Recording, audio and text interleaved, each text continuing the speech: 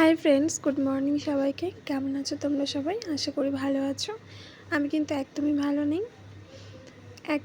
নেই। কারণটা হলো আজকে হচ্ছে সেই দিন যেদিন আমার বর চলে যাবে ডিউটিতে, তার কাজের জায়গায়। তো মন খারাপ করে কি হবে, কাজে যেতে হবে, এই কথাটা সবাই বললেও মনকে বোঝানো এত সহজ না।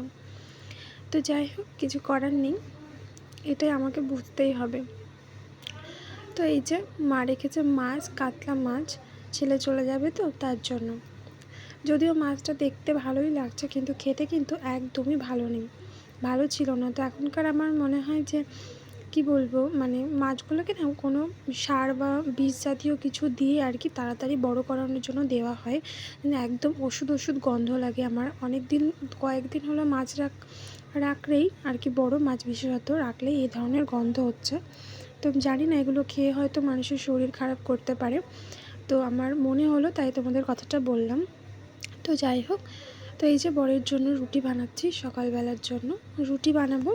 আজকে একটা নতুন কিছু ট্রাই করব, সেটা হচ্ছে চানা আর কি, যে চানা হয় না কাবলি ছোলা, সেগুলো দিয়ে চিকেন দিয়ে ঘুগনির মতন করে বানাবো।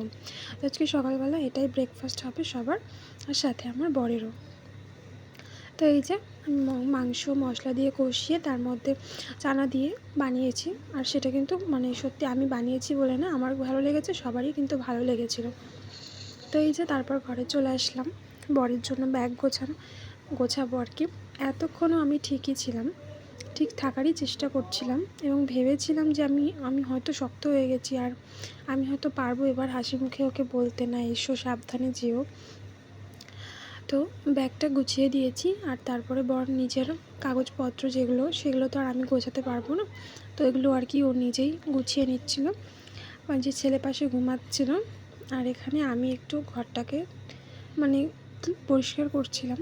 পরিষ্কার মানে কি, এই কাজটা না ঠিক পরিষ্কার না, যখন ও চলে যায় তো তখন আমি ঘরটাকে একটুখানি আবার অন্যরকমভাবে গুছিয়ে, সব কিছু একই থাকে কিন্তু তবু একটু অন্যরকমভাবে পরিষ্কার করে মানে অন্যরকমভাবে রাখি আর কি, যাতে আমার তখন মানে অতটা মন খারাপ হয় না।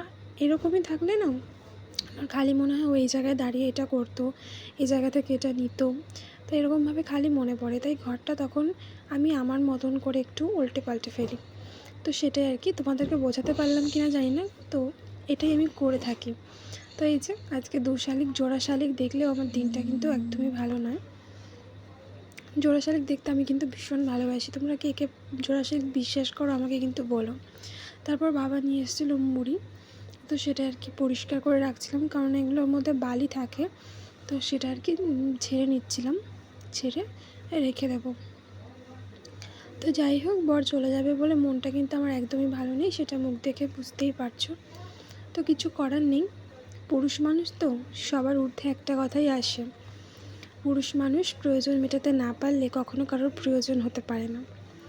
তো যাই হোক, চলে গেছে বর, আর গিয়ে স্টেশনে বসে ছেলেকে দেখার জন্য ভিডিও কল করেছিল।